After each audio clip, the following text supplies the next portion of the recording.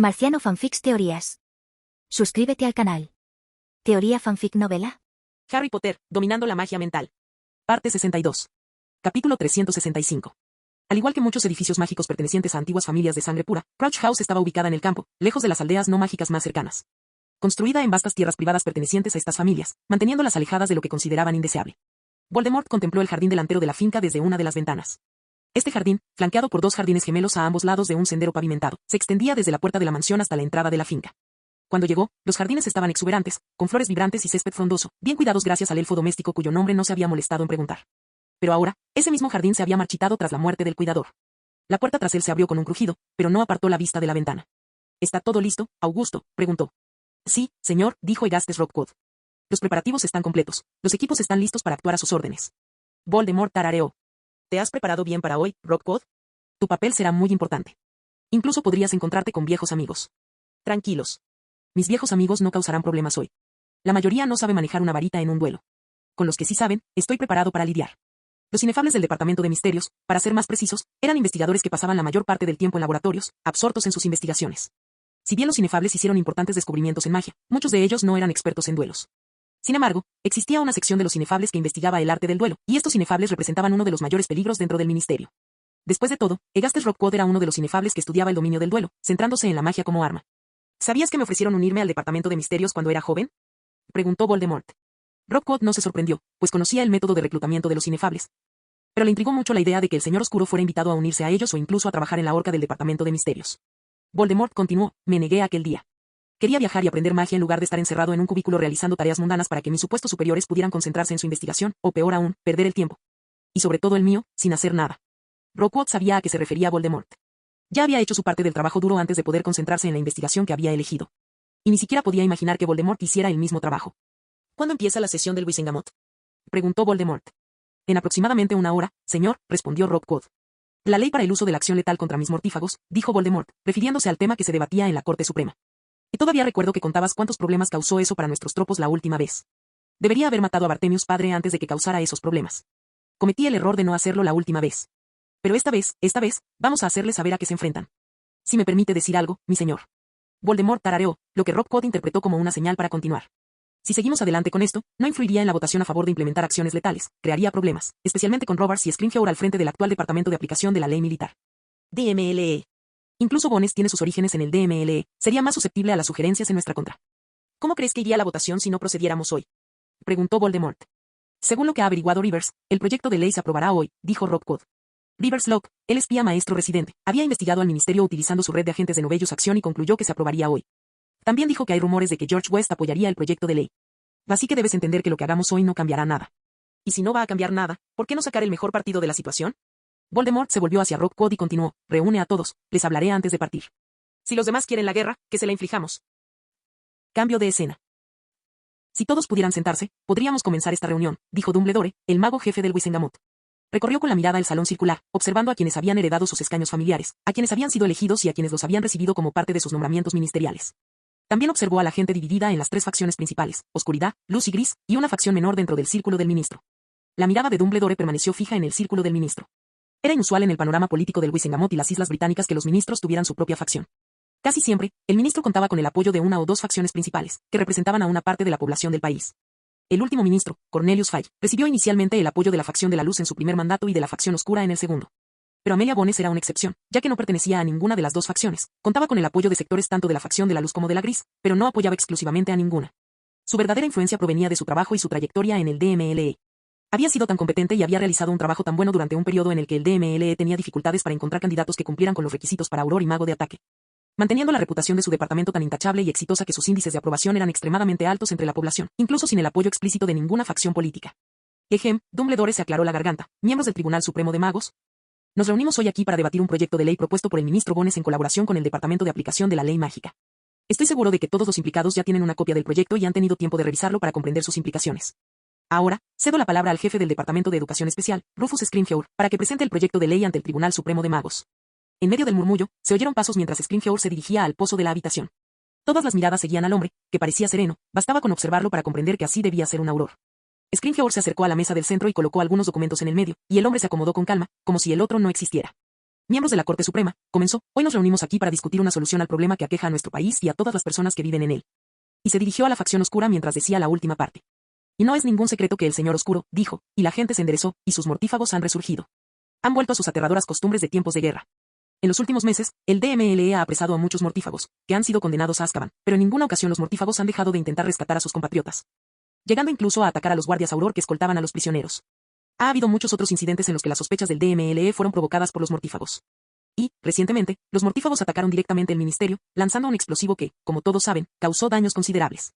En ese único incidente, no solo pusieron en peligro la vida de todos en la sede y de muchos documentos importantes, sino que también corrieron el riesgo de violar el Estatuto Internacional del Secreto Mágico, lo que pondría en peligro no solo la vida de los magos de nuestro país, sino de todo el mundo. Cuando la población de un país descubrió la existencia de la población mágica, era solo cuestión de tiempo antes de que otros países se enteraran. La enfermedad se propagaría como una pandemia, y la vida de muchas personas correría peligro sin que nadie pudiera ofrecérsela. Esto traería consigo el juicio final sobre los magos de las Islas Británicas, y en aquellos tiempos turbulentos, nadie estaría dispuesto a ayudarlos. Por lo tanto, en nombre de la Oficina del Ministro y del Departamento de Aplicación de la Ley Mágica, propongo que se permita el uso de la fuerza letal contra los mortífagos. Al igual que en la última guerra, propongo que se utilicen las maldiciones imperdonables contra los mortífagos y, en caso de preocupación, que se autorice a los aurores y magos de ataque a ejecutarlos.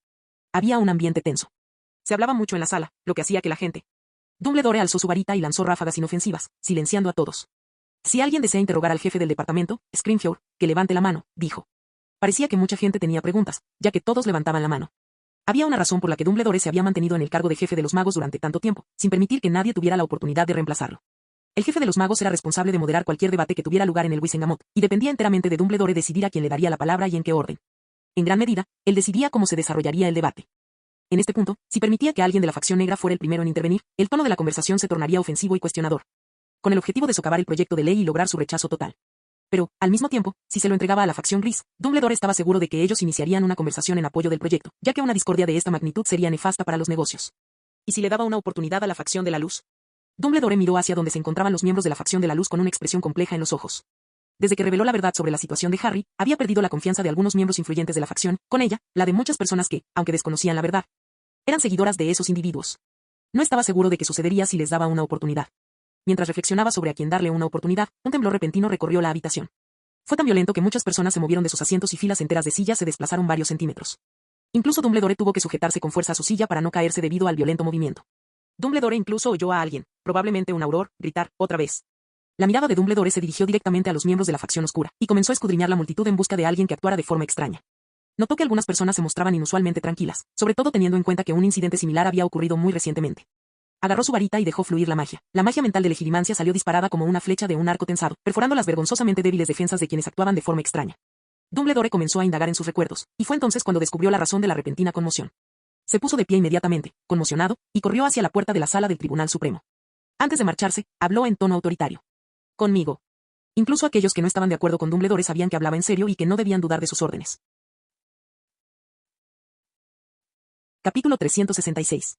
Dumbledore salió corriendo del Wizengamot en medio de la multitud que le gritaba, algunos furiosos, otros preocupados, pero ignoró las voces y corrió hacia donde podía oír explosiones y gritos. Lo que había vislumbrado en sus mentes era solo un atisbo. Una breve conversación entre personas que comentaban los chismes que habían oído de sus compañeros en el círculo de los mortífagos. Pero bastó para que saltaran las alarmas en su cabeza, y a medida que las explosiones se hacían más fuertes, la opresión en su pecho se intensificaba con cada segundo que pasaba. Podía oír los pasos de varias personas detrás de él. Entre ellas, James Potter corrió hacia él. Dumbledore. ¿Qué ocurre?, preguntó el hombre con el que tenía problemas. Los mortífagos están atacando el ministerio, dijo Dumbledore con gravedad. ¿Qué están haciendo?, preguntó otra voz, que Dumbledore identificó como la de Sirius Black. ¿Por qué harían eso? No es obvio. Se burló James. Por la factura de hoy. Dumbledore se giró un instante para observar a la multitud que lo había seguido al salir del Wizengamot. Muchos miembros de la facción de la luz, principalmente de la Orden del Fénix, lo acompañaban. El breve intercambio entre ellos le complicó momentáneamente la reflexión. Una parte importante de la facción de la luz apoyaba el proyecto de ley y exigía medidas letales contra los mortífagos. Él mismo no se oponía a tales acciones, consciente de que eran necesarias en la guerra, pero también sabía que muchos esperaban estas sanciones con recelo. Esto le preocupaba. Podía prever un futuro cercano en el que los aurores y los magos de ataque buscarían activamente encuentros con mortífagos para acabar con ellos, y era inevitable que algunos resultaran heridos o, peor aún, perdieran la vida en tales intentos. Dudaba en aprobar el proyecto de ley en su estado actual, que carecía de algunas restricciones cruciales y muy necesarias. Podía ver a Robards y Scrimgeour siguiéndolos, acompañados por un grupo de aurores. Solo eso ya le preocupaba. Si antes había podido influir en algunas restricciones, después de esto, no habría ninguna posibilidad de hacer sugerencias que evitaran un derramamiento de sangre innecesario. Sangre que merecía ser derramada. Dumbledore. Se giró y vio que Scrimgeour se acercaba. Si tuviera usted la amabilidad de compartir algo con este humilde jefe del Departamento de Aplicación de la Ley Mágica, le estaría eternamente agradecido. No hay necesidad de ponerse así, Scrimgeour, dijo Dumbledore. Como habrás imaginado, los mortífagos atacaron el ministerio. ¿Como antes? Dumbledore negó con la cabeza. No, no como antes. Esta vez vinieron en persona. Aunque no podía verlos, Dumbledore sabía que Scrimgeour lo miraba fijamente. No debería saber nada del incidente de la bomba con los mortífagos. Espero que ya hayas alertado a todos los aurores y magos de ataque. Te he pedido refuerzos, dijo Scrimgeour, pero Dumbledore oyó que Scrimgeour le decía algo a un auror que estaba a su lado, quien se apartó del grupo. ¿De verdad la situación es tan grave? Concluyó Scrimgeour. Sí, así es. Están en el atrio principal con personas inocentes en peligro. Puede que, sin duda deben haber tomado rehenes, así que es imperativo que procedamos con cautela. Sí. Contaré con un equipo de aurores entrenados en situaciones de rehenes, listos para ser movilizados. ¿Se asegurarán de que los rehenes escapen sanos y salvos, sin darles a los mortífagos la oportunidad de mover un dedo? No, yo me encargo de eso. Tu gente puede venir a por mí. La mirada de Scrimgeour se volvió fría. Dumbledore, no te extralimites. En cualquier otra situación, no habría sugerido algo así, pero esta es la mejor opción en este caso. ¿Y por qué? Porque el mismísimo Voldemort está ahí fuera. Todos los que seguían a Dumbledore se quedaron paralizados, como si les hubiera alcanzado un encantamiento inmovilizador. Vacilaron, se detuvieron y se colocaron a varios pasos detrás de Dumbledore, quien ni siquiera miró hacia atrás. Algunos de ustedes estuvieron presentes durante la última guerra y conocen el peligro de situaciones donde la vida y la muerte penden de un hilo. Un solo error y todo puede terminar, pero permítanme advertirles. Voldemort nunca mostró su verdadero poder en la última guerra, así que desechen cualquier idea preconcebida que tengan sobre su poder, y prepárense para cualquier cosa que crean posible con la magia, e incluso vayan más allá. No quería infundirles miedo, pero era necesario que supieran contra qué luchaban. Era mejor ser precavido, incluso cobarde, que imprudente. Y déjenme encargarme de Voldemort, pero estén atentos a posibles ataques aleatorios, advirtió Dumbledore al llegar al atrio. Ahora, damas y caballeros, preparen sus varitas y su magia. Es hora de demostrar que la justicia siempre triunfa. Dumbledore entró en el atrio con la varita de Saúco cómodamente en la mano, como si fuera parte de su brazo. Respiró hondo y sintió una magia extraña y densa que lo invadió, como si lo hubieran sumergido en un profundo estanque de agua viscosa. Dumbledore sabía exactamente qué era. La había estado sintiendo desde que se acercó a la fuente. Miró hacia la fuente y vio la figura familiar de pie allí, con túnicas negras ondeantes. La piel pálida, los rasgos sinuosos y los ojos rojos eran exactamente iguales a como los había visto la última vez, en el mismo atrio donde se encontraban ahora. Sus miradas se cruzaron, y dos oleadas de magia estallaron, una tras otra, chocando entre sí y provocando escalofríos en quienes sentían la densa presencia de la magia en sus cuerpos. Dumbledore no perdió tiempo y registró el atrio del ministerio. Como esperaba, había muchos rehenes al alcance de los mortífagos. Sin embargo, Dumbledore lo había previsto y se preparó. Un gran grupo de personas yacía en el suelo, acurrucadas, con el rostro contraído por el terror. Los mortífagos estaban cerca, con sus varitas apuntando hacia arriba. Podía distinguir hombres, mujeres, niños e incluso ancianos entre la multitud de gente aterrorizada. Dumbledore alzó su varita como un director de orquesta y desató una amplia oleada de magia que alcanzó cada rincón del atrio. La magia se propagó rápidamente y afectó a decenas de mortífagos, provocándoles un escalofrío seguido inmediatamente de un calor intenso que les atormentaba hasta la médula. Ahora, gritó Dumbledore, dando una orden a quienes lo seguían, quienes también parecieron paralizados por un instante ante la demostración de poder de Dumbledore. Los aurores y los miembros de la Orden del Fénix se movieron bajo las órdenes de Dumbledore y lanzaron un ataque contra los mortífagos, que se habían quedado rezagados. Compórtate bien, Dumbledore. La voz, inherentemente fría, resonó en el atrio. ¿Por qué me ignoras para jugar con los demás estando yo aquí? Voldemort agitó su varita, y los mortífagos sintieron como la magia se les escapaba de las manos. Sin nada que los detuviera, comenzaron su contraataque contra los aurores, que estaban en inferioridad numérica. Dumbledore no habló con Voldemort y reanudó sus hechizos. La punta de la varita de Saúco brillaba con un resplandor dorado mientras múltiples hilos mágicos volaban hacia los grupos de personas y se extendían sobre las cúpulas protectoras para resguardarlos del fuego cruzado entre los mortífagos y los aurores. Proteger a más de 100 personas sin ayuda de nadie, de forma rápida y eficaz, solo podría haberlo logrado alguien que no fuera Dumbledore. Y esa persona estaba presente en la habitación y no tenía la menor intención de alzar su varita para ayudar. Voldemort alzó su varita hacia los rehenes más cercanos y desató un hechizo oscuro y poderoso contra ellos sin piedad, sin mostrar el menor rastro de emoción en su rostro, como si esa fuera la norma en la vida. Sin el más mínimo atisbo de remordimiento. Dumbledore hizo su movimiento y lanzó una ráfaga de magia contra la cúpula a la que Voldemort había apuntado. Tonto, se burló Voldemort mientras alzaba repentinamente su varita hacia Dumbledore y recitaba, Avada Kedavra. El aterrador rayo verde se disparó hacia Dumbledore con la única intención de quitarle la vida. Dumbledore abandonó inmediatamente el otro hechizo. En su lugar, levantó un bloque de mármol del suelo y se protegió contra las maldiciones asesinas que seguramente lo habrían matado. A Voldemort no pareció importarle, bajó la varita y la apuntó de nuevo hacia otro grupo de personas. Dumbledore atacó la cúpula protectora una vez más, y al verla, Voldemort lanzó otro hechizo. Esta vez, Dumbledore solo logró reaccionar en el último segundo. Esta gente de aquí es tu debilidad, Dumbledore, rió Voldemort. Y como son tu debilidad, son mi fuerza. No te confíes tanto, Tom, replicó Dumbledore. Porque, desde la última vez que nos vimos, te viste obligado a marcharte en condiciones poco ideales. Así que, ten por seguro que nada cambiará desde entonces. Voldemort rió fríamente, y su voz resonó por todas partes, incluso por encima del estruendoso intercambio de hechizos. Es así. Entonces, comprobemos si es cierto. Una docena de esferas oscuras y fangosas aparecieron en el aire, todas ellas estratégicamente situadas sobre los grupos de rehenes. Los ojos de Dumbledore se entrecerraron al percibir el poder de la magia de Voldemort. Era suficiente para atravesar su escudo y matar a todos los que estuvieran cerca, incluidos los mortífagos de Voldemort. Dumbledore inmediatamente desató su magia sobre las cúpulas protectoras mientras Voldemort dejaba caer las esferas con una sonrisa cruel en el rostro. La única preocupación de Dumbledore era la protección. Aún podía sobrevivir, pero era evidente que si no protegía al rehén, no habría derramamiento de sangre, ya que todo se habría evaporado. Auge. Hubo una enorme explosión. Todos se detuvieron y se giraron al ver cómo las esferas se desvanecían en el aire. Sus ojos estaban fijos en Voldemort, que mantenía la cabeza gacha.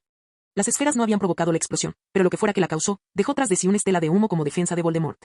Voldemort giró lentamente la cabeza hacia el atacante y vio una figura familiar, vestida completamente de negro de pies a cabeza, con 2 hechizos amenazantes reflejados en sus ojos. El vigilante invisible llegó al lugar de los hechos. Capítulo 367. Me voy a Estados Unidos unos días, dijo Kim mientras se sentaba frente a George en su despacho. ¿Por qué? Preguntó George, sin mirar la carta que estaba leyendo. Necesito reunirme con el corredor de bolsa para hablar sobre mi inversión. Me ha estado enviando informes periódicos y creo que es hora de hablar con él para decidir mis próximos pasos. ¿Por qué Estados Unidos? Invítenlo a Basilea. Sería mucho más fácil para ustedes y para todos los demás contar con la presencia de Elena Berenberg en la reunión. Esta vez, voy a reunirme con el equipo del corredor. Él administra una buena parte de mi dinero, así que es lógico que conozca a quienes lo gestionan. Y traer a todo su equipo de Estados Unidos a Suiza costará una fortuna en trasladadores que ni él ni yo estamos dispuestos a pagar. Prefiero ir a sus oficinas. George tarareó. ¿Cuándo te vas?, preguntó. En cuanto termine de organizar mi viaje. ¿Hablaste con Elliot? Voy hoy. ¿Cuánto tiempo se quedará? 3 días. George asintió y abrió otra carta. Kim interpretó la falta de oposición como una señal de aprobación. Luego se levantó y se marchó, dejando a George solo con su trabajo. Cambio de escena. Kim emergió de la tele espacial, dejando atrás las luces estroboscópicas del arco iris, y aterrizó de pie, sintiendo un ligero mareo que desapareció casi al instante. Miró a su alrededor y se encontró en una habitación elegante y bien decorada, con interiores de alta gama. Bienvenido, señor West, oyó una voz melodiosa. Kim se giró hacia una deslumbrante rubia que estaba de pie en el umbral de la habitación. Bienvenido a los Estados Unidos de América, dijo ella. El primer día de su estancia en Estados Unidos, Kim fue directamente al restaurante de Abraham y almorzó con Leah, que se encontraba en el país. ¿Qué haces aquí?, preguntó Leah. Me voy a trabajar, dijo Kim, mientras comía un plato de marisco poco común. Tengo que ocuparme de mis inversiones, que no son mágicas. Tengo que reunirme con el agente inmobiliario y su equipo. Señaló el tejado. También tengo que hablar con el administrador del edificio sobre el estado del inmueble, los inquilinos y sus contratos de alquiler. Y ahí está el almacén que compré la última vez que estuve aquí. Tengo que ir a tomar medidas y empezar a planificar el proyecto que tenía en mente. Vaya, estás muy ocupada, dijo Leah, saboreando su comida. Salgamos a algún sitio hoy antes de que te absorba el trabajo. No, estás aquí para pasar tiempo con Abraham. Seguro que tienes tus propios planes, no quiero estropearlos. Además, la reunión con el superintendente del edificio es hoy, así que tengo que asistir. No sé cuánto tiempo podré pasar con el agente inmobiliario y su equipo mañana, así que hoy visitaré el almacén. Pero vas a estar aquí 3 días, ¿verdad? ¿Qué vas a hacer el último día? Divirtiéndonos en la tierra de los sueños, por supuesto. En el segundo día de su estancia en Estados Unidos, Kim se despertó temprano y se preparó para visitar al corredor de bolsa en su oficina. Kim se giró y vio al hombre bullicioso. Cabello engominado, barba bien recortada, piel bronceada naturalmente, un traje azul a medida y un reloj caro en la muñeca. El hombre entró en la sala de reuniones / conferencias y le dio a Kim un cálido abrazo. Bienvenido a mi oficina, sonrió el agente inmobiliario, Jerome Walker. Mi equipo y yo estábamos esperando con impaciencia su llegada. Yo también estoy deseando que llegue esta reunión, dijo Kim con una sonrisa similar. El agente inmobiliario guió a Kim por su oficina, que parecía la de una empresa emergente. El lugar no tenía un ambiente formal, dada su arquitectura. En el centro de la oficina había una zona verde con césped natural, y Kim se fijó en las mantas de picnic extendidas sobre la hierba. Incluso había un conjunto de columpios amplios con carpetas de trabajo sujetas con grilletes. Somos un equipo pequeño, pero elegí a cada uno de ellos con mucho cuidado. Todos son hábiles y competentes en lo que hacen, y son la mitad de la razón de mi éxito, dijo el corredor. Les caerán bien. Eso espero, dijo Kim riendo suavemente. Quién sabe, tal vez te robe un poco. El corredor se rió, claro que puedes intentarlo. Pero les pago muy bien porque me generan dinero. Cuanto más me generan, más ganan. Es un ciclo continuo. Se alegraron mucho cuando te convencí como cliente. Si aprendieron de ti, estoy seguro de que entenderán lo que puedo ofrecerles. El corredor volvió a reír, aparentemente despreocupado. Ya veremos, dijo al llegar a la sala de reuniones. Agarró el pomo de la puerta y le sonrió a Kim. Por ahora, hagamos que todos ganen dinero. En la tarde del segundo día de su estancia, Kim hizo las maletas y se dirigió a una pequeña colina en las afueras de la ciudad. Observó el bosque a su alrededor y notó la ausencia de magia en los alrededores. Tanto en su país como en Estados Unidos, las ciudades siempre contaban con algún tipo de red mágica que las envolvía por completo. Esta red mágica tenía funciones como facilitar el rastreo para detectar magia menor, y en Estados Unidos, la red mágica que cubría toda la ciudad tenía otra función, detectar trasladadores. Lo cual suponía un problema para Kim. Sacó de su bolsillo una pequeña pirámide de acero y sintió su peso en la mano. La pirámide, del tamaño de la palma de una mano, desprendía una suave oleada de magia que tensaba los hilos espaciales que la rodeaban. Era una llave de portal. Una llave de portal muy personal y muy ilegal. Me encantaría experimentar la aparición intercontinental, murmuró Kim mientras recogía su maleta del suelo. Desde el año anterior, cuando aprendió magia espacial, su habilidad para aparecerse había aumentado exponencialmente. Podía aparecerse por todo el país sin problemas, e incluso entre continentes era posible a distancias de referencia. Pero Kim aún no había probado la aparición intercontinental, aunque confiaba en que podría hacerlo si lo intentaba. Pero ahora no era el momento de poner eso a prueba. Necesitaba tener todos los órganos de su cuerpo intactos para lo que estaba por venir. Tal vez a la vuelta. Kim agarró la pirámide de acero y activó la magia que lo transportó a través del océano hasta la pequeña nación insular de donde provenía. En la mañana del tercer día de su supuesta estancia, Kim salió de su maleta vestido completamente de negro, con su traje Noir de pies a cabeza. Estiró los brazos, observando cómo la luz del sol se filtraba entre las hojas del dosel forestal. Había despertado de un sueño muy placentero. Su mente, cuerpo y alma estaban en excelente estado, algo que tal vez necesitaría desesperadamente ese día. Sacó su reloj de bolsillo y miró la hora. Era hora de irse. Se dio unas palmaditas en la zona del pecho y en el traje Noir, y este se transformó en un traje hecho de un material de menor calidad, uno que Kim normalmente no tocaría, y mucho menos se pondría, pero que hoy tenía que usar. Porque, aunque Kim no lo usó, John usó exactamente ese tipo de traje. Los músculos de Kim en todo su cuerpo comenzaron a contraerse y a sufrir espasmos a medida que sus huesos, estructura muscular y propiedades de la piel comenzaban a cambiar, y pronto Kim desapareció. Y en su lugar surgió alguien llamado John, simplemente John. John estaba haciendo fila para entrar al atrio del ministerio. Avanzó lentamente entre la fila y finalmente llegó al frente. Se encontró frente a frente con un altavoz punteado en la pared, con una abertura debajo. Una mujer con voz monótona lo saludó, nombre y motivo de la visita. John. Consulta con el departamento de gripe sobre una chimenea con conducto de humos que no funciona correctamente. Hubo un silencio sepulcral por un instante antes de que una voz respondiera. El señor John visita el departamento de gripe. Se oyeron varios clics antes de que una placa cayera en la abertura debajo del altavoz. John tomó la insignia de visitante, se la prendió en la solapa y finalmente entró en el atrio del ministerio, donde una vez más tuvo que pasar por el control de seguridad. Donde revisaron su insignia y le pidieron su varita. No tengo varita, dijo John. No la traje hoy. Se me olvidó. ¿Lo has olvidado? Preguntó el guardia de seguridad entrecerrando los ojos. Apártate, queremos comprobarlo. John se encogió de hombros y se sometió a una búsqueda mágica que dio como resultado, ninguna varita. Puede irse, dijo el guardia de seguridad. John finalmente entró al atrio principal, pero en lugar de dirigirse al departamento de la Red Flu, a donde debía ir, se dirigió hacia la parte del atrio que conducía al Wisengamot, pero no salió. Se aferró a una esquina y, lentamente, la magia lo volvió invisible a simple vista.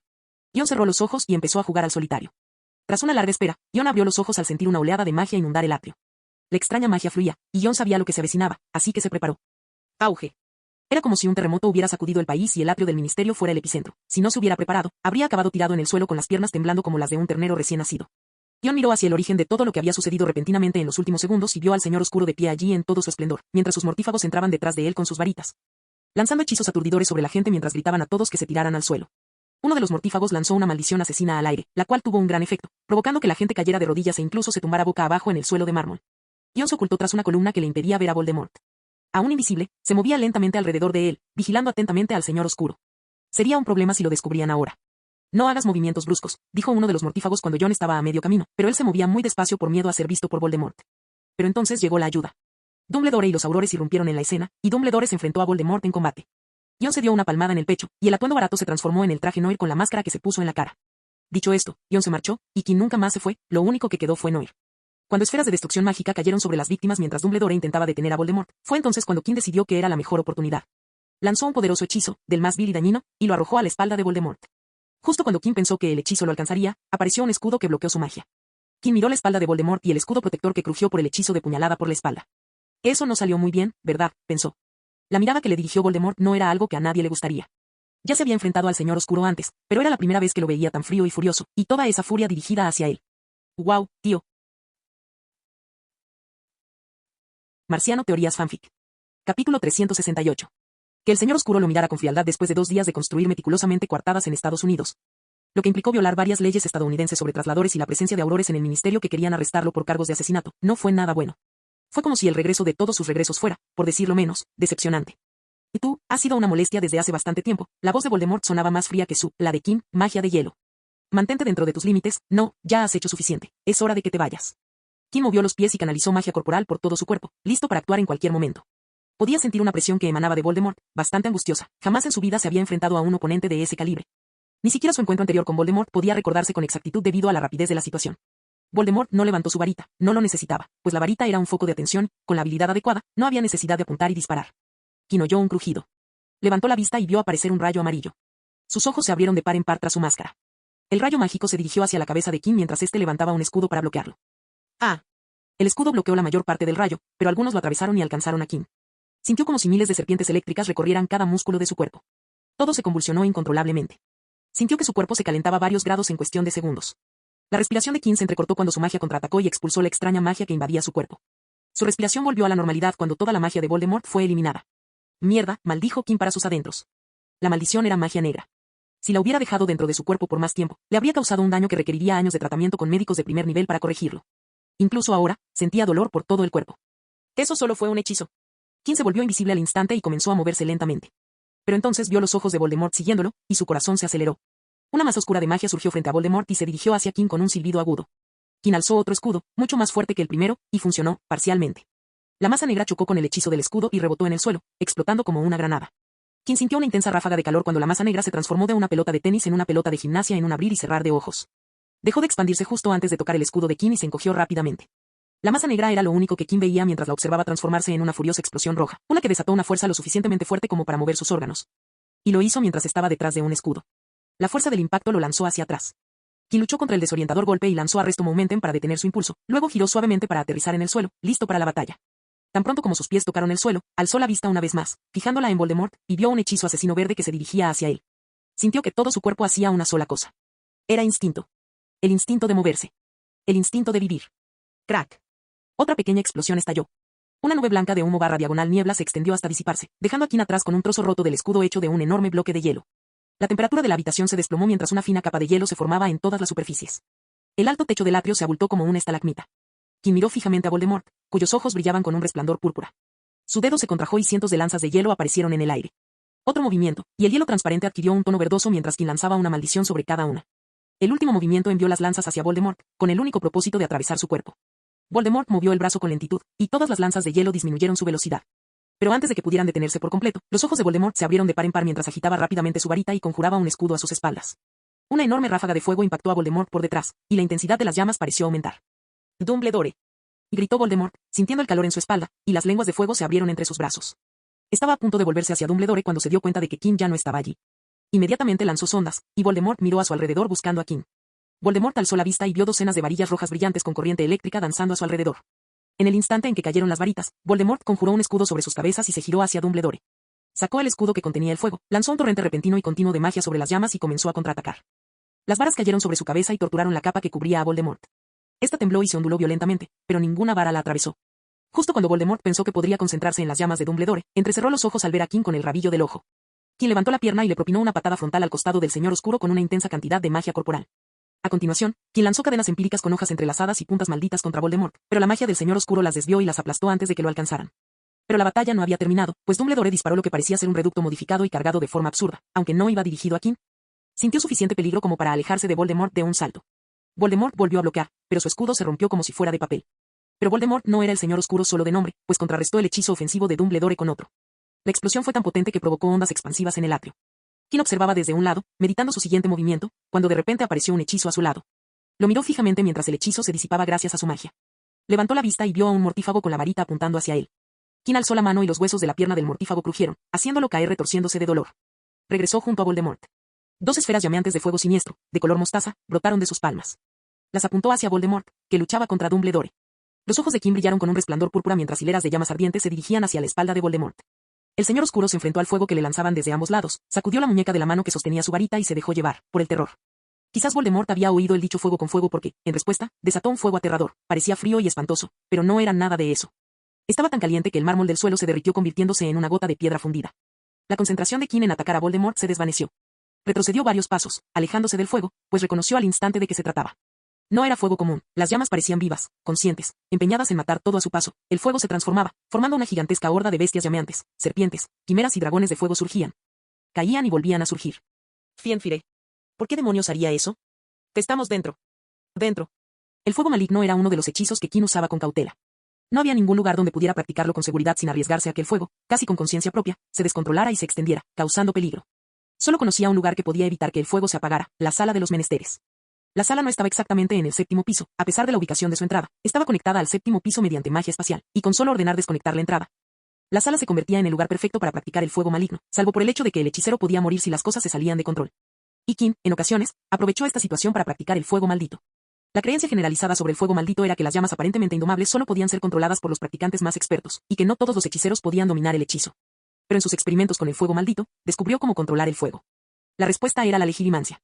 Las artes mentales eran el medio por el cual el fuego maligno podía doblegarse a la voluntad de uno.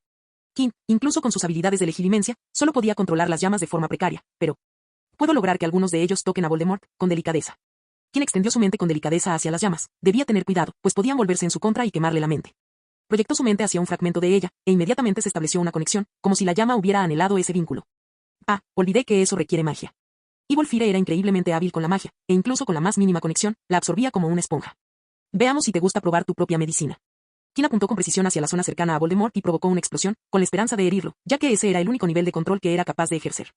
La serpiente de fuego cerca de Voldemort explotó. Voldemort agitó su varita y la serpiente explosiva recuperó su forma original como si el tiempo se hubiera revertido. King pudo observar cómo Voldemort se ponía cauteloso al disminuir de inmediato la cantidad de fuego maldito. Maldita sea, maldijo King para sus adentros mientras esquivaba el aliento de un dragón de fuego maldito. Por suerte, Voldemort parecía concentrado en Dumbledore y solo le lanzaba chispas de fuego a King, tal vez porque Voldemort priorizaba a Dumbledore, o tal vez porque solo podía mantener un objetivo. Cualquiera que fuera la razón, le dio a King un respiro. Vale, una vez más. Si consigo golpearlo aunque sea un poco, lo debilitaré durante un buen rato, tal vez entonces. Los ojos de King se tornaron morados. Una cantidad absurda de magia se desató sobre las llamas. King se concentró en el fuego, y todo lo demás dejó de existir para él. Se conectó con el fuego maligno y sintió una presión abrumadora descender sobre su mente. Era como si estuviera colgado boca abajo, y toda la sangre se le subió a la cabeza. Podía ver el fuego en su totalidad, pero era tan violento que King temía que cualquier movimiento en falso pudiera quemarle la mente como un montón de hojas secas esperando a ser quemadas en un bosque. Esto funcionará, pensó, y eligió una zona del fuego. Justo cuando King estaba a punto de desatar una explosión cerca de Voldemort, sintió algo a su lado. Miró distraídamente hacia un lado y fue alcanzado por un hechizo. King sintió como la magia recorría su cuerpo y una fuerza abrumadora lo lanzó desde el suelo hacia el pilar más cercano. Cuando King se deslizó por el pilar y agrietó el mármol con la fuerza de su movimiento, por un momento no pudo ver nada más que un enorme desastre, y lo único que podía oír era un zumbido. Cuando finalmente recuperó la vista y el oído, vio la fuente del hechizo mirándolo fijamente mientras frustraba el ataque de Fienfire. ¿Qué crees que estás haciendo? Una voz, claramente transmitida por arte de magia, resonó en sus oídos. La reconoció al instante. Llevaba 7 años oyéndola. Dumbledore lo atacó. Capítulo 369. ¿Qué crees que estás haciendo? La voz de Dumbledore resonó en el oído de King. King alzó un escudo que bloqueó a un lobo de fuego maldito. La aparición llameante intentó arañar y morder el escudo, provocando laceraciones ardientes con cada ataque. King frunció el ceño ante la fragilidad de su escudo. El fuego maldito era sumamente traicionero. Gruñó de dolor al ponerse de pie. Enfrentó el fuego y lanzó una ráfaga de legilimancia contra el lobo, alejándolo de él y atrapándolo allí. Cualquier llama que se acercara se extinguiría con un calor moderado. King se volvió hacia Dumbledore, quien se enfrentaba a un fuego mucho más intenso que el suyo, y le habló con su voz oscura, susurrándole directamente al oído. Lo cual era difícil ya que el fuego maligno consumía la magia misma. ¿Es este el momento adecuado para intentar atraparme, Albus Dumbledore? Claramente hay un mal mayor presente, alguien de quien todos intentan deshacerse. Entonces, ¿por qué, en nombre de la magia, me atacas? Dumbledore agitó la varita de Saúco y, con un solo movimiento, la mitad del fuego maligno de Voldemort se extinguió como si aquel fuego aterrador nunca hubiera existido. Un cegador destello blanco brotó de la varita de Dumbledore al agitarla una vez más, desatando un potente rayo de luz que atravesó el fuego maligno y alcanzó a Voldemort. Y guárdate esos pensamientos para ti, repitió la voz de Dumbledore mientras seguía lanzando hechizo tras hechizo contra Voldemort. No me interesa atraparte, y no puedo capturar a Voldemort aquí sin arriesgar la vida de todos los presentes, vidas que acabas de poner en peligro y que casi acabas de matar a todos. ¿Qué tontería es esta charla? ¿Sabes dónde estás? Interrumpió Dumbledore. Mira a tu alrededor y dime dónde estamos. Ese maldito método socrático. ¿Por qué lo hace ahora? En los años que King había pasado cerca de Dumbledore, aunque no había interactuado mucho con el director, había visto lo suficiente como para comprender su método educativo, el cuestionamiento socrático. Una técnica que se centraba en descubrir respuestas mediante preguntas a los alumnos. Cuando Dumbledore quería enseñar algo, nunca ofrecía una respuesta directa al problema. En cambio, formulaba una pregunta que conducía a la persona a la respuesta en forma de comprensión. Una que quedaría grabada en su mente. King estaba furioso al ver que Dumbledore se aferraba a sus viejas costumbres en la situación actual. Había considerado ignorar a Dumbledore, pero decidió seguir adelante. ¿De qué demonios está hablando? King se quedó paralizado un instante al darse cuenta de a dónde quería Dumbledore que fuera. En el fragor del momento y bajo la presión de enfrentarse a Voldemort, había olvidado dónde estaba. Pero la visión de la gente temblando, agachada, tumbada y acurrucada bajo cúpulas doradas protectoras lo devolvió a la realidad. Si el fuego maligno era lo suficientemente peligroso como para que él estuviera constantemente alerta, para la gente indefensa que carecía de medios suficientes para protegerse. La situación actual era un auténtico infierno. Quizás el lenguaje corporal de King lo delató, pero Dumbledore habló en el momento justo. No sé tú, pero yo no estoy aquí para derrotar a Voldemort. Ahora mismo, lo único que quiero es sacarte de aquí para que nadie pierda la vida. Si piensas causar problemas, te recomiendo encarecidamente que te marches, o te trataré igual que a Voldemort. La magia de Dumbledore se intensificó y la atmósfera se volvió de alguna manera más cálida, pero el fuego maligno parecía retroceder hacia Voldemort como si un calor invisible lo estuviera consumiendo como combustible. King apretó los dientes. Voldemort no le estaba causando tanto daño, y Dumbledore lo trataba como si no fuera más que una molestia. Eso no le gustó nada. Todos aquellos con la suficiente habilidad y destreza lo percibieron. Una cantidad monstruosa y repugnante de magia inundó la habitación, y por un instante, el caos del enfrentamiento entre Dumbledore y Voldemort, junto con la escena paralela de los aurores contra los mortífagos, se transformó en una tensa calma. El agua de la fuente ubicada en el centro del atrio ondulaba. La gravedad alrededor de la fuente parecía cambiar a medida que el agua se elevaba como una fuente invertida. La fuente parecía tener agua infinita, ya que la burbuja de agua en el aire pronto fue lo suficientemente grande como para empapar a todos los presentes en el atrio. Dumbledore miró con confusión el agua que flotaba. Los ojos de King se tornaron morados cuando el agua comenzó a brillar con una luz plateada y centelleante. Extendió la mano y el agua se transformó en un dinosaurio pájaro prehistórico que batió sus alas, creando una llovizna antes de lanzarse hacia la espesura de fuego maldito. Un agudo silbido resonó en el atrio mientras el dinosaurio y las hordas de criaturas de fuego chocaban, intentando destruirse mutuamente. y finalmente, tras tanto tiempo, el fuego maligno de Voldemort parecía listo para la batalla. Quinn apartó la mirada del espectáculo de agua contra fuego y se centró en qué hacer a continuación. Había caído mucha agua al suelo, y había mucha agua en él. Dio un paso adelante, y los charcos de agua en el suelo se elevaron y se congelaron formando picos de hielo. Cientos de picos de hielo se formaron cerca del suelo y se lanzaron hacia Voldemort a velocidades aterradoras. Voldemort, que intentaba repeler el agua encantada con fuego maldito, abandonó el hechizo inmediatamente al sentir que las púas de hielo se acercaban para atravesarlo. Hizo un movimiento con su varita, y las púas de hielo cambiaron de trayectoria lo suficiente como para fallar por completo su objetivo.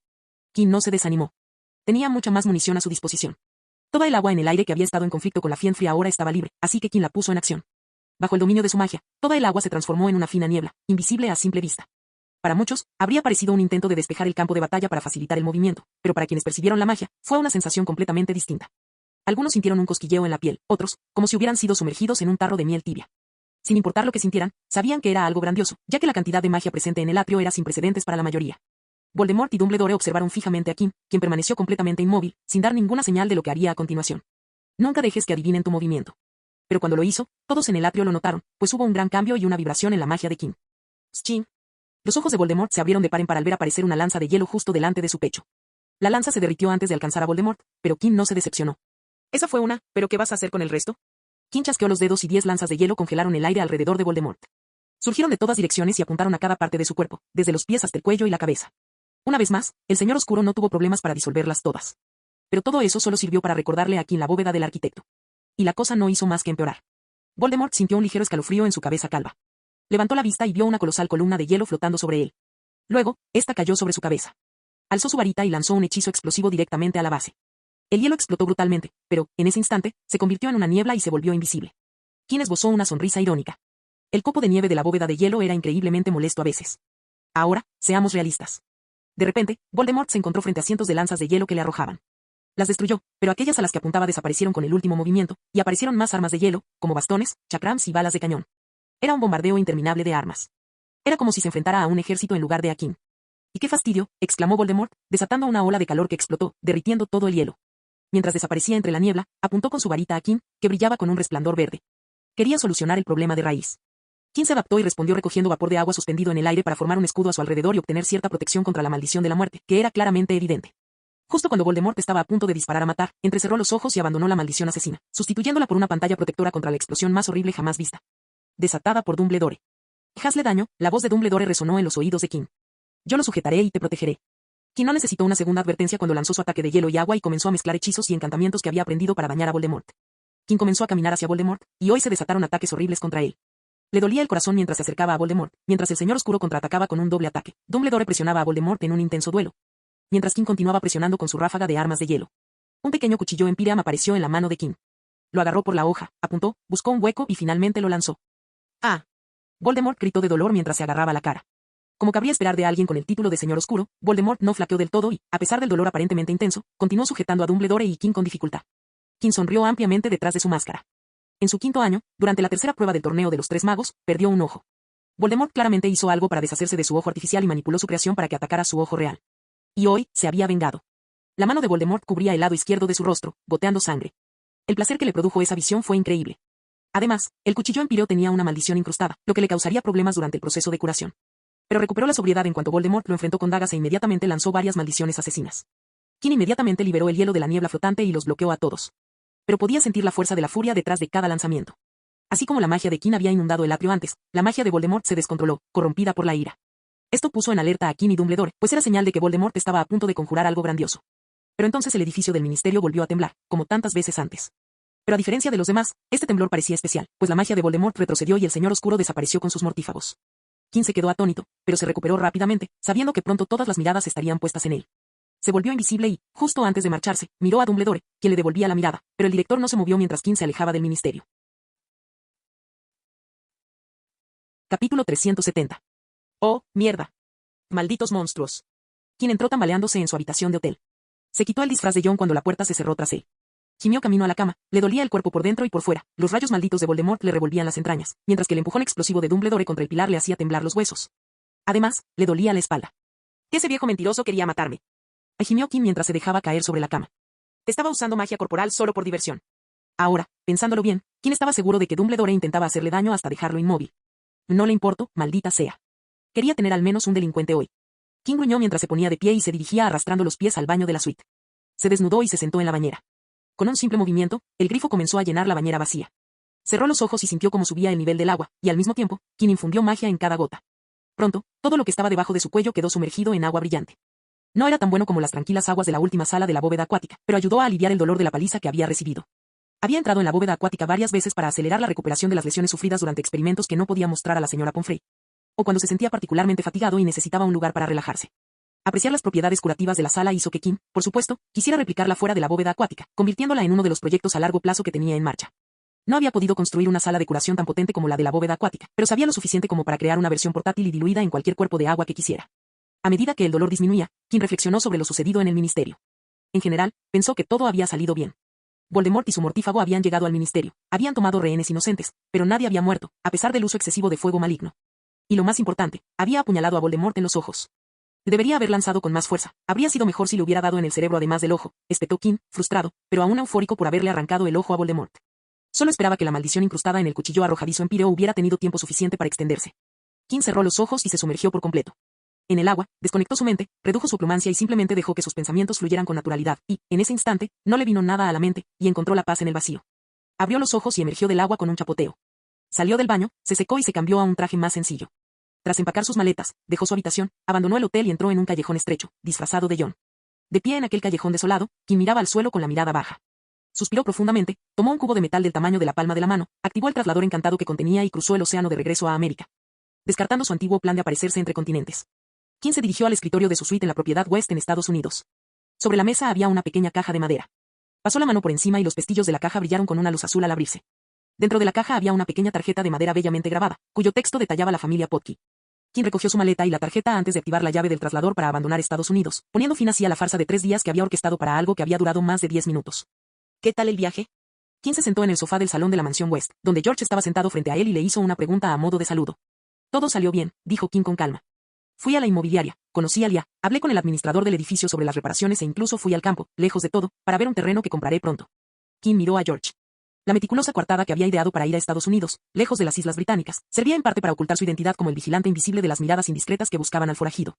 Pero, hasta donde él sabía, nadie lo buscaba realmente como posible vigilante invisible. Así que ir a Estados Unidos y arriesgarse a ser descubierto usando un traslador ilegal para evitar ser visto como el vigilante invisible era una medida excesiva. La única razón por la que había hecho algo tan extremo era el hombre que tenía enfrente. George era el motivo por el que Kim tuvo que llegar tan lejos. No podía usar su excusa habitual de ir al mundo no mágico y salirse con la suya sin levantar sospechas. Para asegurarse de que su abuelo, que ya sospechaba de sus intentos de dar caza a los mortífagos, no sospechara, Kim necesitaba ir más allá, o mucho más allá de lo que realmente hizo. Fue agotador. Hizo muchísimas cosas en los 2 primeros días. Había ido a reunirse con el corredor para hablar de sus inversiones mientras Voldemort lo tenía absorto en sus pensamientos. Apenas prestaba atención a los presentes, quienes sabían que, de haber prestado más atención, habría podido establecer relaciones más sólidas con el personal y con el propio corredor. Además, dado que la mayor parte de su fortuna estaba invertida en el mundo no mágico, el corredor merecía y se había ganado toda su atención, pero Kim no se la había brindado. Al hacerlo, había puesto en peligro su futuro, ya que el dinero que ganaba ahora se destinaría a financiar sus investigaciones futuras. Había pasado tiempo con Lia, a quien veía poco últimamente, pero, una vez más, una parte de su mente pensaba en qué pasaría si Voldemort decidiera atacar un día antes. ¿Y si atacara el ministerio justo mientras hablaba con Lia? Para Kim, que mantenía su vida personal separada de su vida profesional y secreta, distraerse mientras hablaba con Lia era una gran transgresión. Necesitaba reunirse con el equipo de administración del edificio, y aunque se había comportado con cortesía, habría sido mejor si se hubiera comunicado con ellos de forma más eficaz. Había comprado un edificio caro en una ubicación privilegiada. Si bien la compra había sido emotiva, quien sabía cuántos años Abraham mantendría su restaurante en el edificio, necesitaba recuperar su inversión. La única forma de recuperarla era a través del alquiler que recibía, y si el administrador del edificio no se llevaba bien con los inquilinos, estaría perdiendo dinero.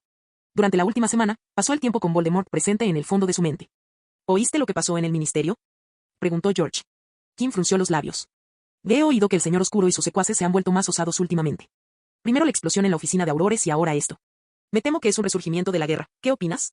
No había presenciado la guerra en persona, pero podía imaginar que infiltrarse en el cuartel general del órgano de gobierno central no podía ser otra cosa que una declaración de guerra. Ya era una guerra cuando destruyeron la oficina de Aurores. El proyecto de ley que se suponía que se votaría hoy era una declaración de guerra, dijo George. Si Boone no le declara la guerra a quien tú sabes, yo y todos los demás perderemos la fe en el ministerio. El Tribunal Supremo se reunirá pronto para debatir el proyecto de ley, y esta vez se aprobará. Quienes voten en contra estarán votando por los partidarios del señor Oscuro. Lo veo venir, un voto unánime a favor del proyecto de ley. O personas que dejan de fingir y se declaran públicamente simpatizantes. ¿Por qué harían eso?, preguntó Kim. Es mejor para ellos mantener sus puestos. Sí, es mejor, pero a quien tú sabes podría no importarle. La última vez, quiso usurpar el ministerio y ejercer un control total sobre él. Si va a hacer eso, entonces quienes ahora están en la Corte Suprema y en puestos influyentes no importarán. Pero declararse mortífago o partidario de ellos será prueba suficiente de lealtad a los ojos del Señor Oscuro. Kim se hundió aún más en su silla mientras tarareaba en señal de asentimiento. ¿Te ves cansado?, preguntó George. ¿Sucedió algo? Kim negó con la cabeza y esbozó una sonrisa falsa e irónica. Llevo 3 días sin dormir. Estuve toda la noche de fiesta. Déjame decirte algo, los estudiantes universitarios estadounidenses borrachos dicen muchas cosas interesantes y ignoras todas esas tonterías. Es diferente de las cosas interesantes que dicen los borrachos de Oxford y Cambridge, aunque las tonterías sean las mismas. No era una mentira descarada. Había salido de noche con Alan la última vez que estuvo en Estados Unidos. La idea de diversión del maestro de la magia mental era realizar experimentos con personas ebrias, y Kim, que estaba con ellos, escuchó muchas cosas extrañas. ¿Cuándo saliste anoche aquí? No tienes que hacerlo, dijo Kim, poniéndose de pie. Quiero dormir. Te compré algunos regalos, le pediré a Pali que los envíe. Hay algunas cosas interesantes, nada mágicas, ahí dentro. Intenta averiguar qué son antes de que me despierte. Cuando Kim se dio la vuelta, George gritó, ¿estás seguro de que estás bien? Kim no se detuvo ahí y respondió, estoy bien. Solo estoy agotado. Había 2 chicos mayores que se esforzaron mucho, y terminé persiguiéndolos porque eran muy interesantes. Los 2 ancianos, uno intentó matarlo mientras el otro intentó romperle los huesos para que los aurores pudieran arrestarlo. No me imagino a alguien de tu edad dedicando tiempo a eso. Sí, lo sé, otros de mi edad serían aniquilados por esos 2 viejos, dijo Kim mientras salía del salón con un último susurro, malditos monstruos. Kim fue a su habitación y se puso el pijama. Justo cuando estaba a punto de quedarse dormida, Kim sintió algo y miró a su alrededor con el ceño fruncido. ¿Había sido algún tipo de levitación mágica?, se preguntó, pero era simplemente su habitación de siempre. Miró el armario donde guardaba su maleta y se preguntó si allí habría ocurrido algo. Tras soltar un suspiro de exasperación, se dirigió a la maleta para comprobar si alguno de sus experimentos era la causa de la levitación, pero tras una búsqueda, no encontró nada inusual. Hace tanto tiempo que no me sentía tan cansada, suspiró Kim mientras se dejaba caer sobre la cama, llenando todo con su imaginación. Cuando Kim se durmió ese día, no despertó hasta el día siguiente. Durmió profundamente, aliviado por fin de no tener que preocuparse por un ataque terrorista contra el ministerio. Pero a la mañana siguiente, se despertaba con algo extraño, y solo un poco más tarde se daba cuenta de que esa extraña sensación no era producto de su cansada imaginación. Capítulo 371.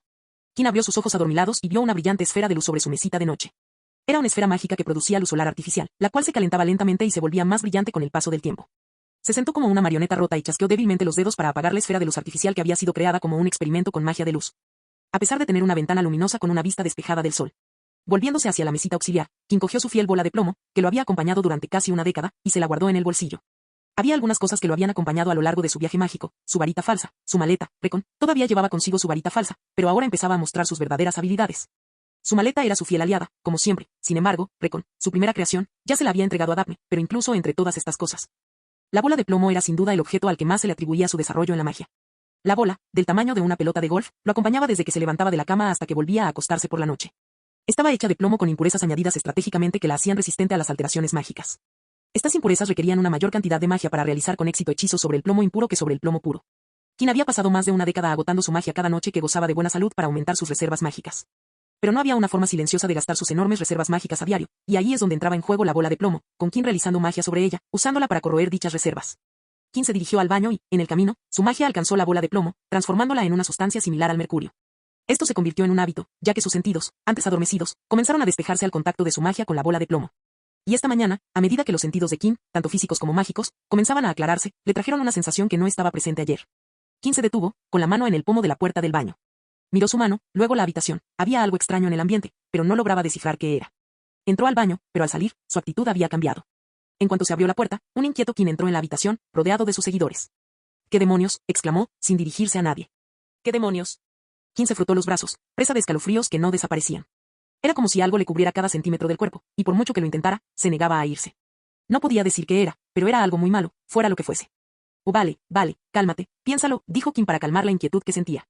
Creo que lo sentí anoche, lo que significa que esto lleva aquí al menos 6 horas. Pero, ¿qué es? Kim permaneció inmóvil. Se quedó completamente quieto, como si alguien hubiera pulsado el botón de pausa. Levantó el brazo y el espacio alrededor de su mano se distorsionó. Kim observó la distorsión con ojos llenos de solemne atención. ¡Oh, mierda! ¡Oh, mierda! ¡Oh, mierda! Lo hizo. Kim dejó de usar magia espacial para realizar la prueba y comenzó a caminar de un lado a otro con las manos en el pelo. Su mirada se desvió hacia la puerta del dormitorio, pero rápidamente se tranquilizó. Nadie en la familia llamaba a Voldemort por su nombre. Kim usó Señor Oscuro, George y Elliot usaron quien tú sabes, la señora Rousi usó quien no debe ser nombrado y Pali, como él, usó Señor Oscuro. Han activado el maldito tabú, suspiró Kim, sintiendo un nudo en la garganta. El tabú era un poderoso hechizo que designaba una palabra como clave para revelar la ubicación de quien la pronunciara. Esta magia se había utilizado en la Primera Guerra Mágica para perseguir a quienes se atrevían a mencionar el nombre de Voldemort, y desde entonces, nació la costumbre de usar quien tú sabes. Quien no debe ser nombrado y Señor Oscuro en lugar de Voldemort. El nombre se había usado como un tabú y luego como objetivo a quienes lo pronunciaban, hasta que infundió tanto miedo que nadie se atrevió a pronunciarlo.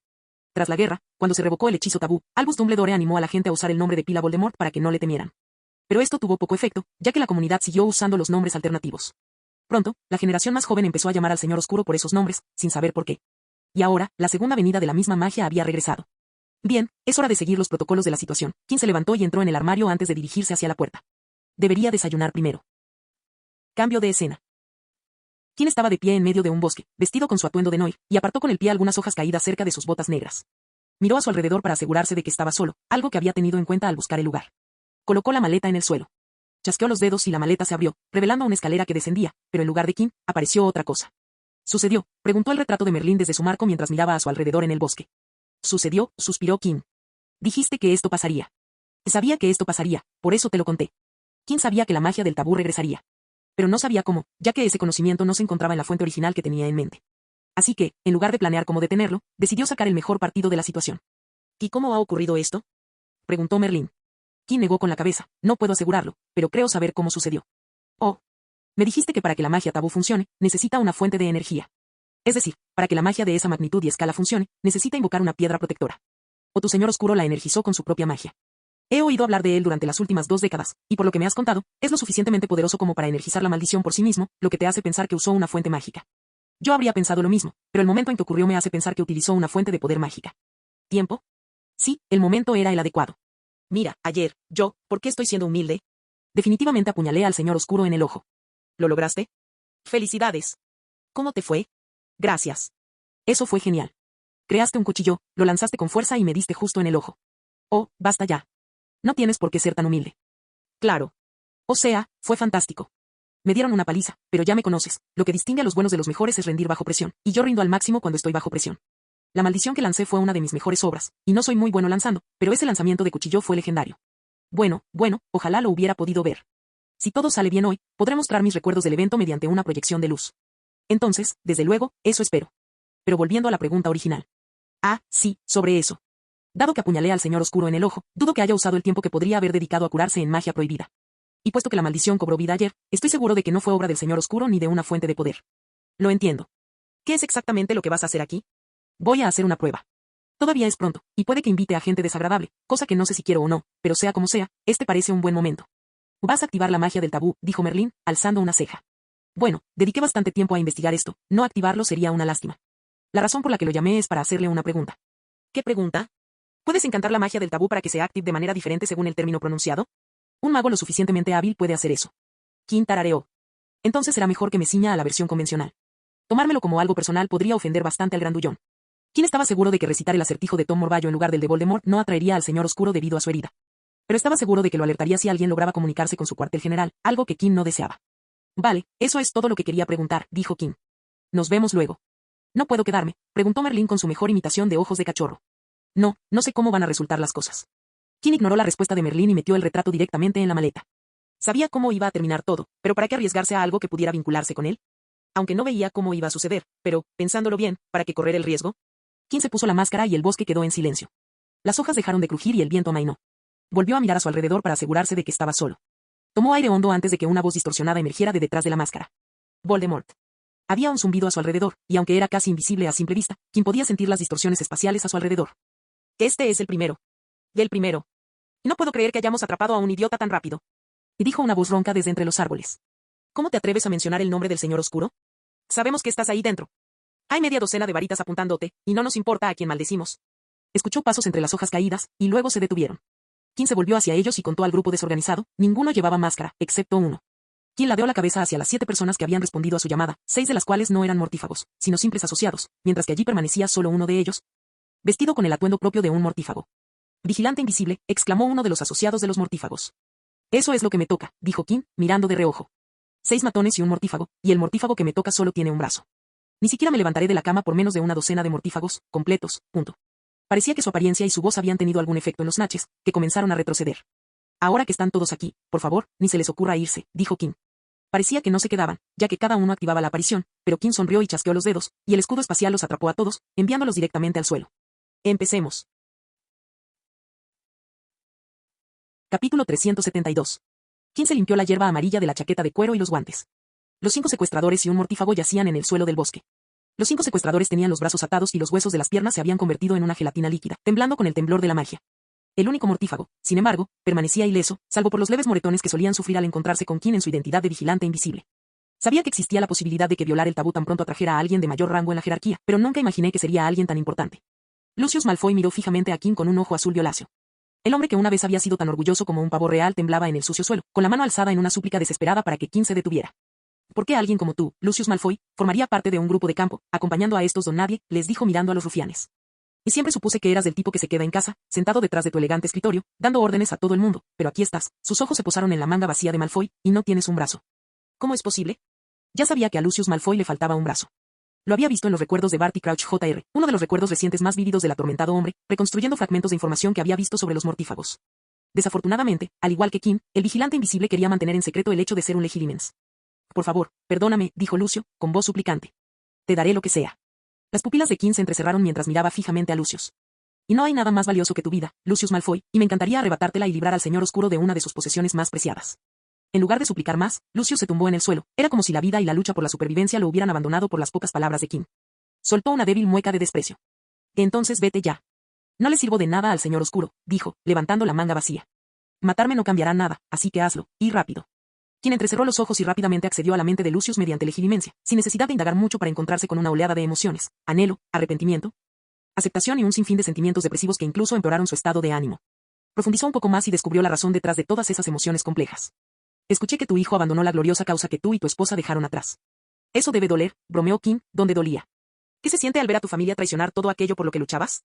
Lucius no expresó su respuesta, pero King no necesitaba hacerlo, pues estaba dentro de la mente de Lucius.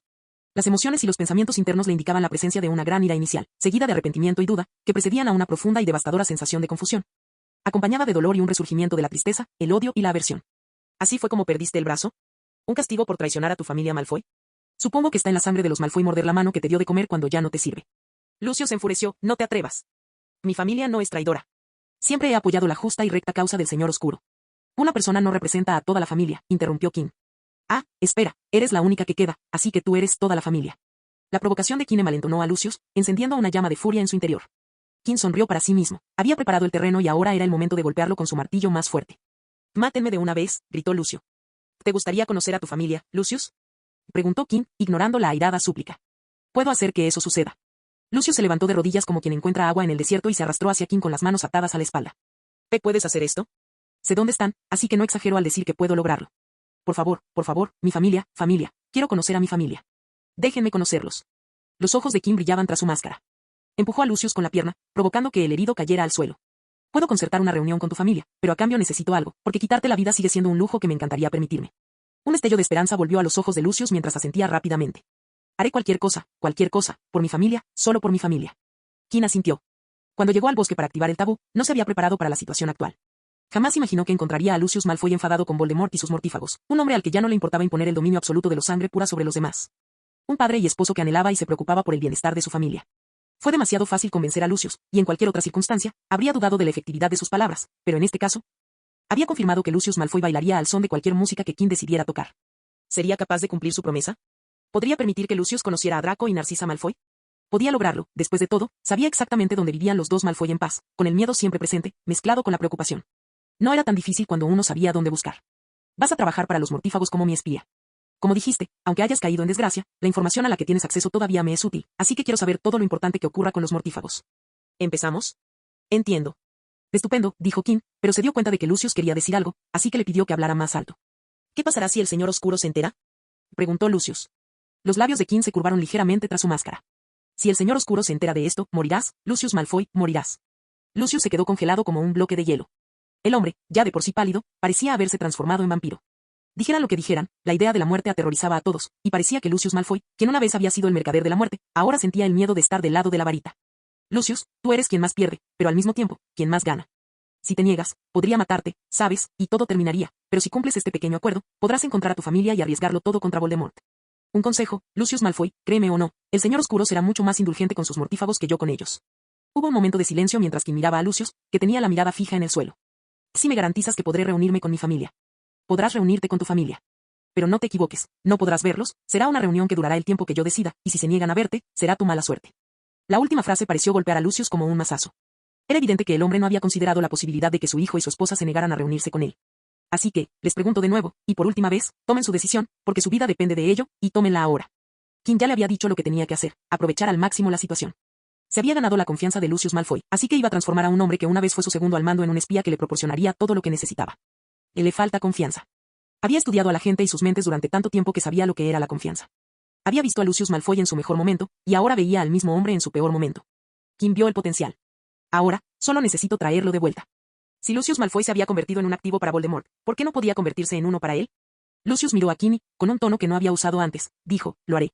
Me convertiré en tu espía. Bueno, Lucius Malfoy. Tengo muchas ganas de conocer a tu familia, porque después de eso, tenemos mucho trabajo por delante.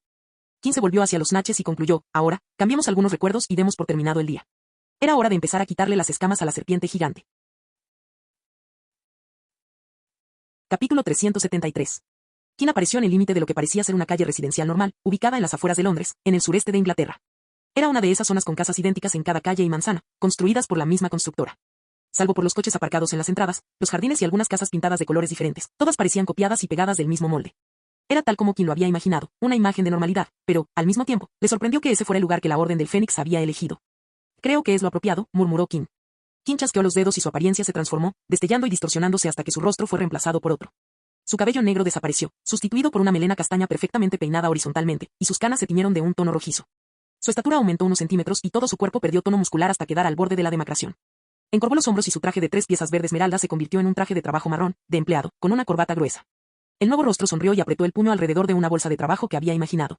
Caminó hacia una casa con un jardín bien cuidado, con un macizo de flores exuberantes, adecuadas para el clima. Todo en el jardín era lo suficientemente bueno como para no generar quejas de los vecinos. Pero no lo suficientemente bueno como para que vinieran a pedirle consejos. Al cruzar el umbral vacío, un escalofrío le recorrió la espalda. Respiró hondo, aunque con dificultad, mientras la magia protectora lo escaneaba. En un instante, comprendió el motivo del escaneo, comprobar si poseía magia. Sonrió y respondió a la protección con contramagia, haciendo parecer que no tenía ni una gota de magia en sus venas. Aunque no quisieran protección contra los goblins aquí, al menos deberían haber instalado el égida. Genial, menos trabajo para mí, pensó, dándose cuenta de que la protección alrededor de la casa no era de ninguno de los dos mejores en el negocio. No sé si debería sentirme agradecido o insultado de que intenten copiar la alerta de respuesta rápida del égida. La protección alertaría claramente a la gente, y llegarían para rodearlo lo más rápido posible. Mantuvo la vista fija en la puerta principal y no miró al guardia invisible sentado en la silla del patio mientras lo dejaba inconsciente. Un idiota durmiendo en el trabajo en pleno día. Llamó a la puerta y aguzó el oído, concentrándose en lo que sucedía dentro de la casa. Oyó 2 pares de pasos, uno de ellos dirigiéndose hacia la puerta. Sí. La puerta se abrió con un crujido y Draco Malfoy se asomó, con la sospecha y la cautela evidentes en sus ojos. Buenos días, estimado señor. Me llamo John, y debe ser un día de suerte, porque estoy aquí con una revolución. Lo siento, no me interesa. Draco lo interrumpió y comenzó a cerrar la puerta, pero Kim puso su zapato en el camino para impedir que la cerrara. ¿Qué estás haciendo?, exclamó Draco. Señor, con el debido respeto, está perdiendo una gran oportunidad ahora mismo. Kim agarró la puerta y la abrió de golpe mientras entraba. ¿Qué crees que estás haciendo?, y gritó Draco. Nada, señor, esto es por su propio bien. Y Kim cerró la puerta tras de sí y los pestillos se encajaron en su sitio. Al oír todo el alboroto, la segunda residente, Narcisa Malfoy, salió corriendo. Tenía una expresión preocupada y una varita en la mano, como si esperara que algo sucediera. ¿Quién eres?, y gritó, apuntando con su varita al invitado no deseado. La sonrisa de John se desvaneció. Levantó la mano y la maleta marrón se transformó en una máscara negra que se puso en el rostro. Los Malfoy observaron cómo sus ojos y cabello castaño se volvían negros. Mientras intentaban comprender lo que sucedía, él les hizo un gesto para que todo quedara perfectamente claro. Se dio unas palmaditas en el traje y la ropa de trabajo marrón se transformó en un atuendo completamente negro. Tú, Draco dio un paso atrás al darse cuenta. Buenos días, Malfoy, dijo Kim con su voz distorsionada de Noir. He oído hablar mucho de ustedes dos, es un placer conocerlos en persona. Narcisa tiró de Draco y lo apuntó con su varita a Kim. ¿Qué haces aquí? Si se trata del Señor Oscuro y los mortífagos, ya no formamos parte de ese mundo. Por favor, déjanos en paz.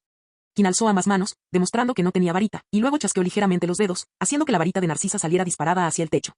Kim bajó la mano y levantó la palma derecha para que la varita se deslizara hacia ella.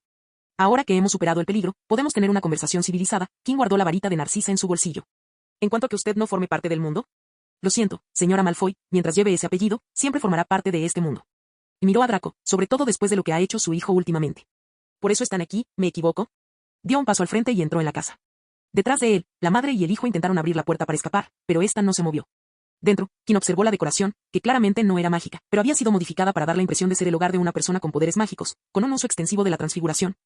Lo que le indicó a Kim que los vecinos no estaban de visita y que los residentes se sentían desplazados, pero lo suficientemente cómodos, o fingían sentirse lo suficientemente cómodos como para hacer cambios en la casa. Kim se sentó en el sofá y cruzó las piernas para ponerse cómoda. ¡Boom! Kim arqueó una ceja e hizo un gesto de invitación con el dedo. Se oyeron dos gritos cuando Draco y Narcisa irrumpieron en la habitación, viéndose obligados a sentarse en el sofá frente a ella. Aunque esta no sea tu casa, no está bien destruir tu lugar de residencia. Kim desarmó a Draco y le confiscó la varita. Ahora que estamos sentados, hablemos de lo que vine a tratar. Por favor, déjenos en paz, suplicó Narcisa. Nos trajo la Orden del Fénix. ¿Saben quiénes son? El grupo de Dumbledore. No nos habrían traído si estuviéramos con el Señor Oscuro. Mientras Narcisa intentaba que Kim, el vigilante invisible, se marchara, observó al silencioso Draco, sentado a su lado. Kim notó cómo Draco se sentaba cerca de su madre, inclinándose hacia él, intentando poner a Narcisa tras él como ella había hecho en la puerta, tratando de protegerla del vigilante con fama de destrozar cuerpos. Kim reunió magia en sus cuerdas vocales y la exhaló, entrelazándola con sus palabras. Me gustaría mucho que se calmaran. Mientras colaboren conmigo, no tengo intención de hacerles daño. Así que, si podemos tener una conversación tranquila sin alzar la voz. ¿Qué quieres? Preguntó Draco enfadado. Estoy aquí en nombre de... ¿Puedes quitar ese tono de tu voz? Dijo Draco, mientras Narcisa le apretaba el brazo con fuerza. Es difícil de entender. Kim ladeó la cabeza, mirando fijamente a Draco en silencio por un segundo antes de abrir la boca, y la voz que salió de ella hizo que a Malfoy se le helara la sangre. ¿Prefieres que hable así?